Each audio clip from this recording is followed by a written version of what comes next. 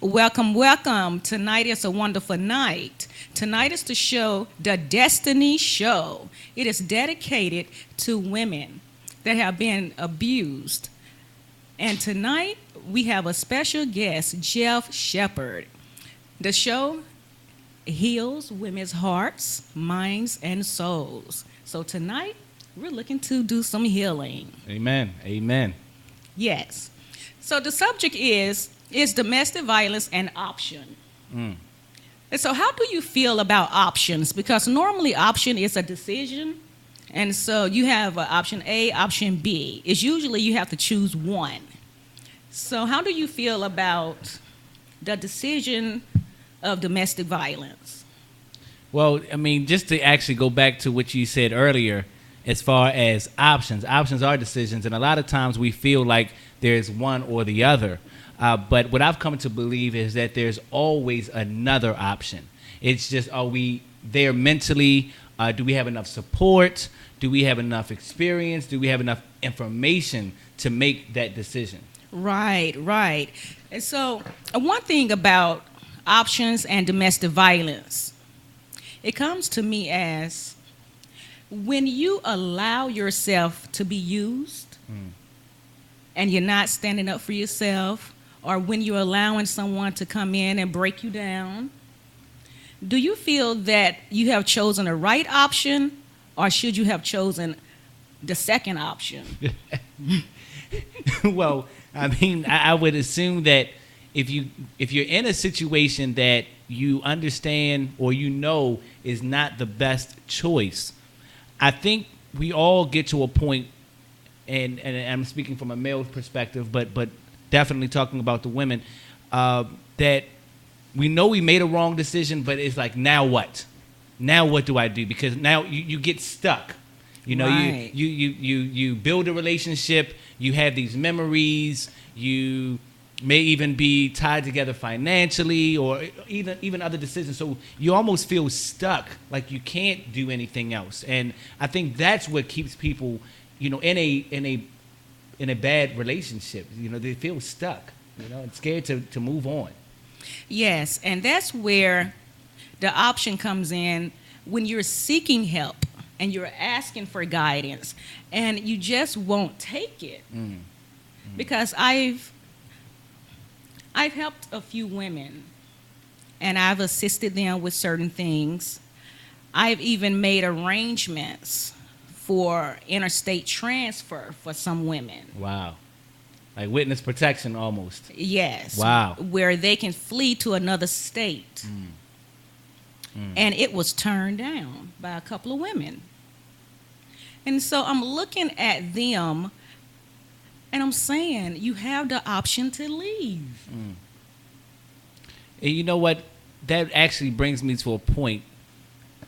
And I know we're focusing on domestic violence, but it's so broad as far as what you just said, because a lot of times we say we want things, but we don't really desire those things. We kind of just say them because it sounds good or who we're around at that particular time. But once we actually start to get by ourselves or to rethink that situation, we find ourselves making those same decisions and following that same pattern. So the question is, how can we get someone who says that they want to leave to actually desire it and take the necessary steps?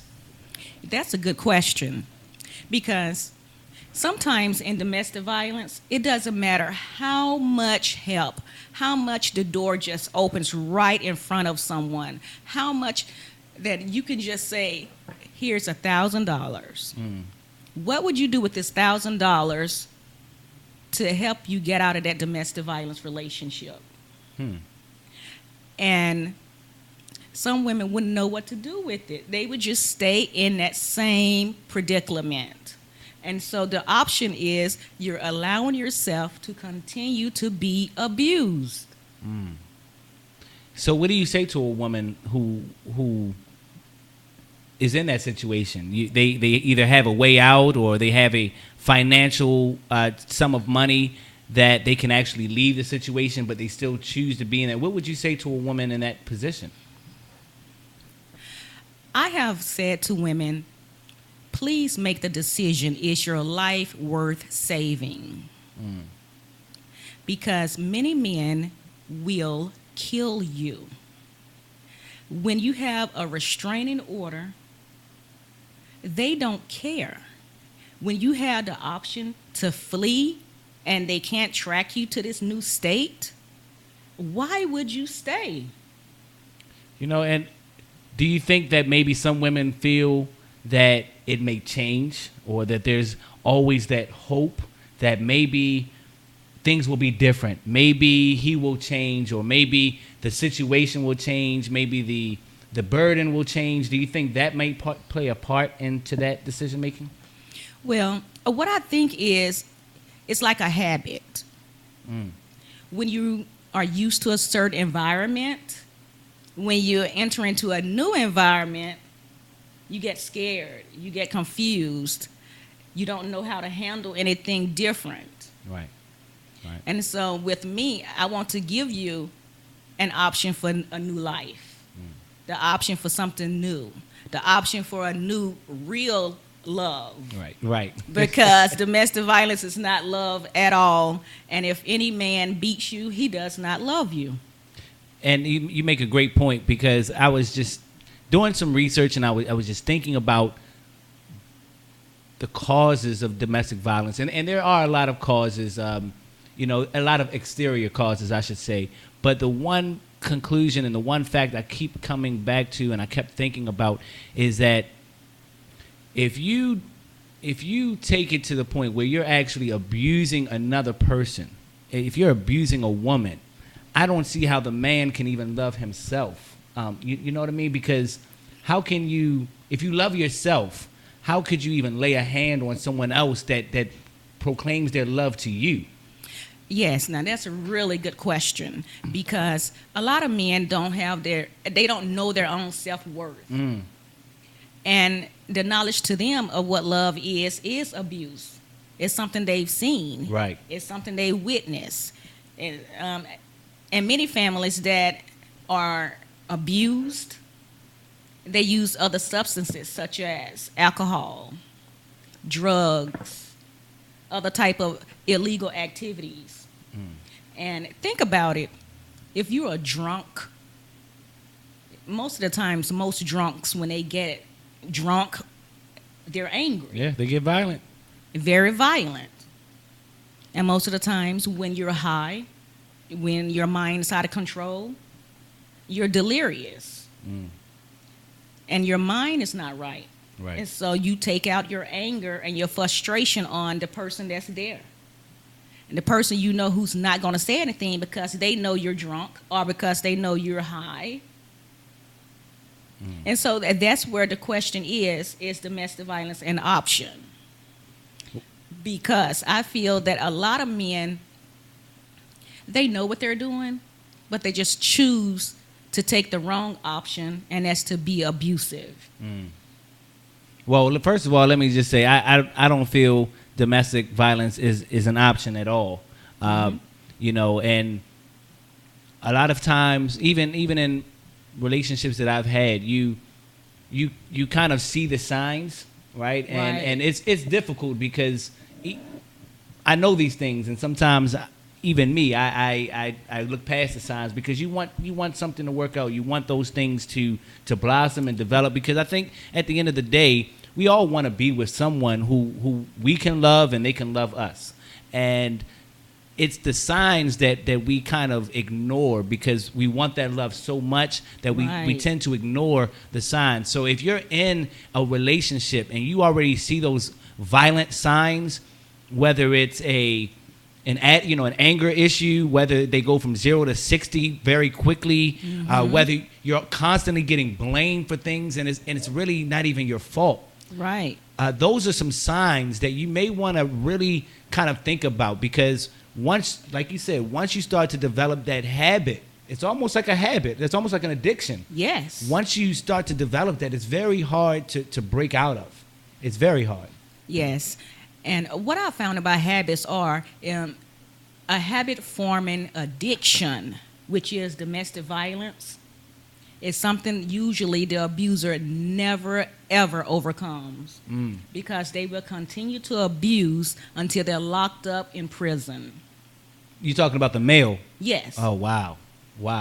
And I've got to come, because this is not my forte, because I believe so against this kind of behavior that honestly I get appalled anytime that I think about someone actually laying their hands on somebody else. Now, don't get me wrong, I've argued. And it's been heated. But at the same time, to physically, put your hands on somebody and to actually abuse them and devalue their own self-worth, I think that's one of the worst things you can do. I mean, not only does it not help the person, but it doesn't help you either.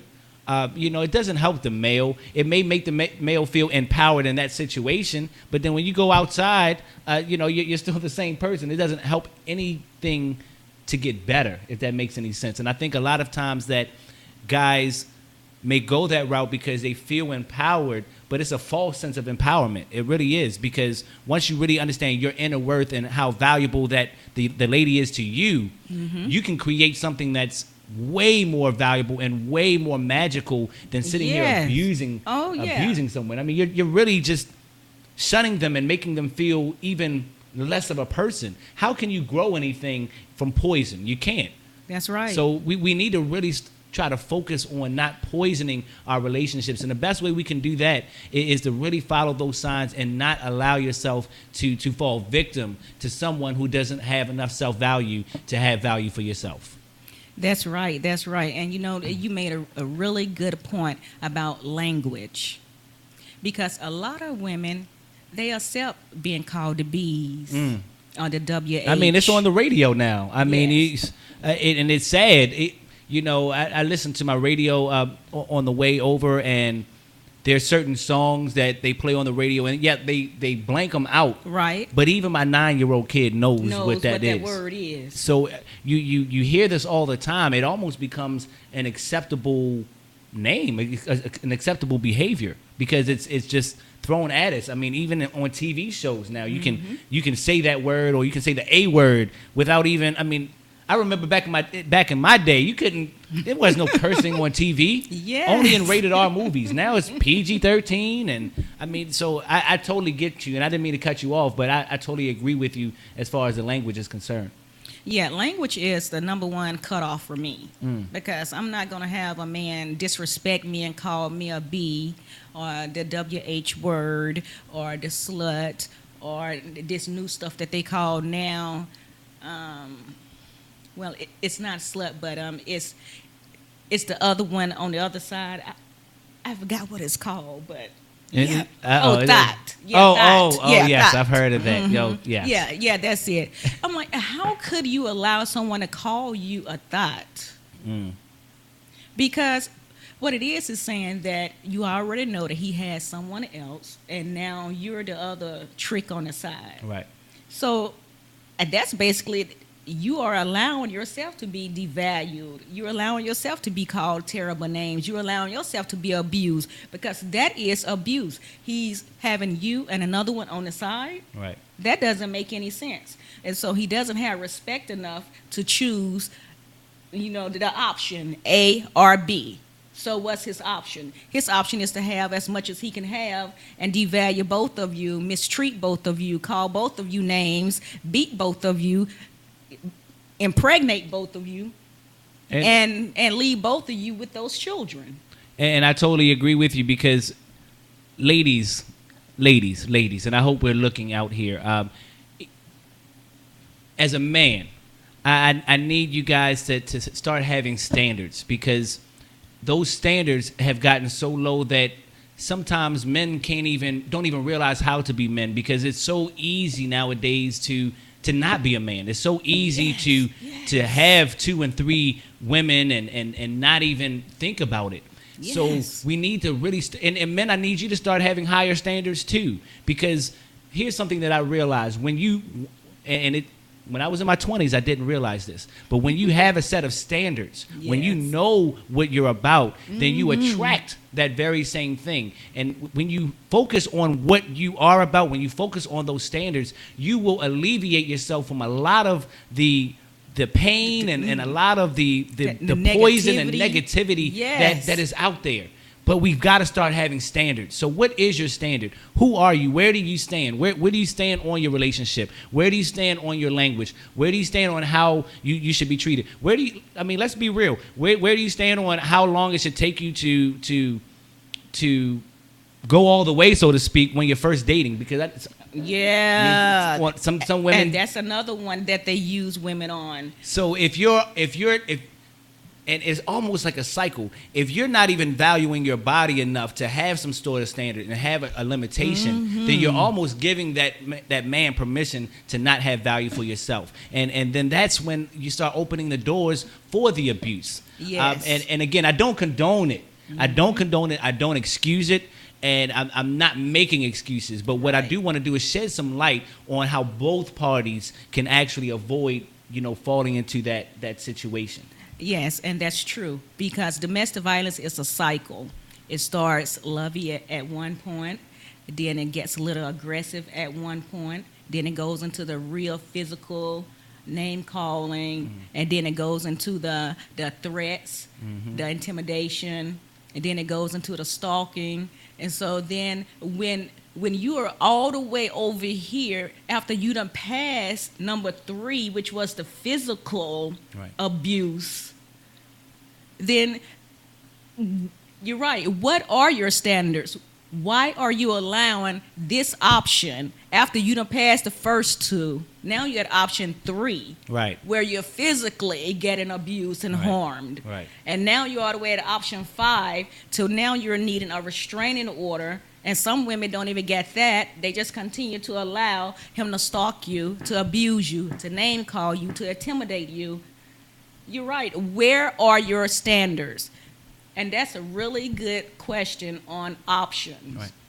Because, your standards, they're your barriers, right? Yes. The standards will create a barrier for all of that negativity. If your standards, and I'm not saying make them way up high and unobtainable, okay? But what I am saying is that you need to have some sort of standard to protect you against all of this nonsense out here. And let's be honest, it's so much nonsense, and it's so easy to fall victim to it. And I was actually reading an article, and in some relationships, the women and men, they get addicted to the makeup sex and the makeup, the whole makeup. Yeah. And I might have lost the words, but that whole makeup that kind fake of makeup treatment. Exactly. That's all it is, just a makeup temporary treatment. So it's almost unconsciously they fight, they argue to reach that makeup period, and they can never get to that same peak again. Yeah. So again, the addiction and making sure you're watching out for those kind of traps, so to speak, because if you're finding yourself always wanting to make up or addicted to that, then that can also be a sign that you're headed down the wrong path. Yes, and that is one of the number 2 signs of the reason why women stay in domestic violence. Because the man says, "Baby, I'm sorry. Oh, I'm so here, let me get you some roses. Hey, let me get you. Let's go out to dinner. I'll never do it again. I never do." And they get treated like the queen. So it's like, oh, finally he appreciates me. Finally he sees me for who I am. And it's temporary. It's temporary. And that's it, just that temporary, and I call it a fake reward. I want a reward that it's going to keep me high for a long time. Right. I want the reward that I can cherish and feel more than just one time. Right. I want the reward that's going to put me on this level to where it feels like that I'm so escalated to where, baby, I don't want you out of my sight. I heard that. So, that's the kind of reward that I get from the man I'm married to. Because let me tell you something. When you don't have a set of standards and where you don't speak the correct language to a man before you lay with him, he's going to use all of that against you. So when I met my husband, and he might not like me telling this, but But I told my husband, I say that this is the type of relationship I want. This is the type of marriage I want. And I'm not having any children by you until we are married. I said, because I'm not going to be stuck in a relationship where you can go out to sea and you can leave me at any day, and then you get to choose another woman overseas, and then you come back home to me, and then you're not interested in me anymore. No, this is not going to happen. Right. So I made sure I set my standards high, and I asked him, what do you want out of a relationship? He told me his wants and needs. So we both had the same mind, the same conscious thoughts, the same everything when it came to what we wanted, because we laid it out and we told each other. And that's why I cherish my husband to this day, is because he knew what I wanted, he knew what I wasn't going to accept, and he told me what he wanted and what he wasn't going to accept. And you know what? That's so powerful because, one, ladies, you see now he is her husband. So she laid that foundation. She laid the standards. And because he accepted that and she accepted what he said, they were able to build on something. But you know what I think, and I'm speaking from personal experience, I think a lot of times when we go through our younger ages, we feel like there may be something even wrong with actually just laying it all out on the line. It's almost like we kind of go with the flow. If it's meant to be, it's going to be. And look, I get it. That's true in a sense, but at the same time, you need to make sure that you're not wasting your time or their time. I mean, yes. if you can't handle the heat, get out the kitchen. Yes, get out. If they don't know how hot it is, how do they know if they can handle the heat? You know, I remember years ago, I mean, we're talking about probably 15 years ago, I had met a woman, and she gave me the list. I mean, I want this, and I mean, it was a lot. Now I couldn't handle that heat, so I got out the kitchen. But at the same time, it saved a lot of different aggravation. It saved it was a waste of time. So I just appreciate how you were able to come together. And the message I want to give to the women out there is to it's okay to let them know where you stand. It's okay to let them know what type of relationship you're looking for. You don't need to talk about marriage on the first date. Okay, I don't want you to scare anybody away, but it's okay to let them know who you are and be confident in that. And be confident that if they can't handle that, then guess what? That's not the person for you. That's right. Move and on. Be confident in that, because this is a shining example. She said, hey, I want to be married. Don't want to have kids till I'm married. He laid down what he wanted, and now they're having a happy marriage. And you can even see it on her face that she's just elated that she has that relationship. And I think that's what we all want. We all want to be happy with somebody, you know, but a lot of times we don't do what's necessary. Just even we all want a business, or we all want to do something great with our lives, but how many of us have actually taken the time to just sit down and write it down? And ladies, if you don't know what you want, take some time to yourself. Write it down. Yes. Write it down. And I like when you can reminisce in the back of your mind, and you can reminisce on the past, and then you can put yourself in this fairy tale like Cinderella moment, right? And you could think of, wow, it would really be nice to be actually truly loved, cared, respected, wanted, and empowered by a man. Because if he can't empower you and lift you up, what is he there for? Right. You're right. You're absolutely right. And so, ladies, get your Cinderella mindset on. Write it down. Pray on it. Think about it. Speak it into the atmosphere, because the earth says, I'm always listening. And if you speak it, you shall receive it. Hey, and ladies, if you've grown up in an environment or an atmosphere where you have not seen that kind of love, please understand that it still is there. Just because you may not have witnessed it doesn't mean that you have to fall victim to it.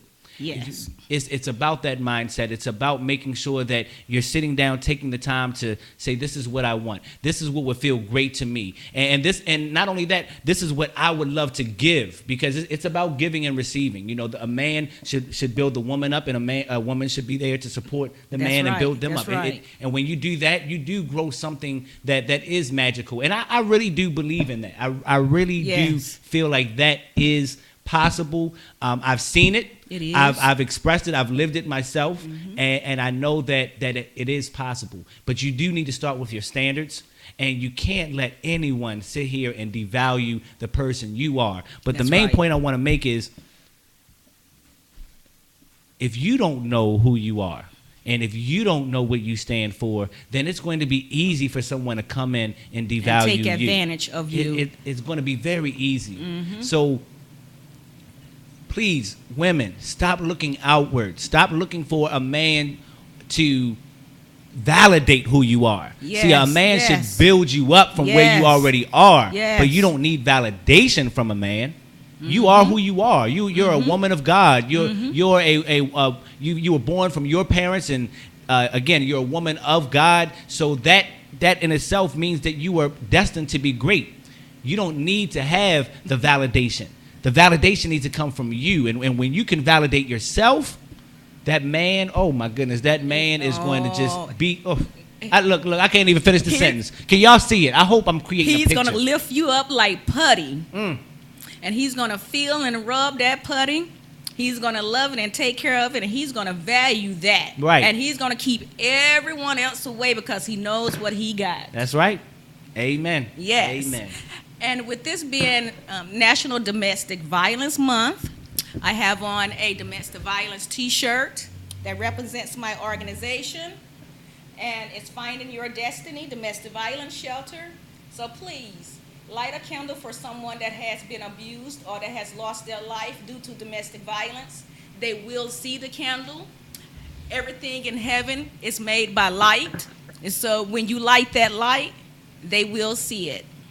Also, I have a last few words that I would like to say to women.